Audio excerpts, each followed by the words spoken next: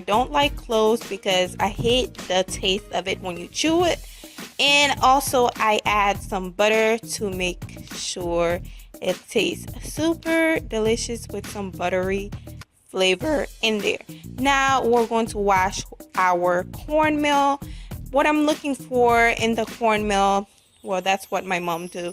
She always look for the white stuff on top of the water, so that's what I am trying to get out of the cornmeal. I basically washed the cornmeal 2 times, and now we're going to transfer it into our pot. So we're just gonna add the cornmeal in there, and then we're going to let it cook for about 15 minutes.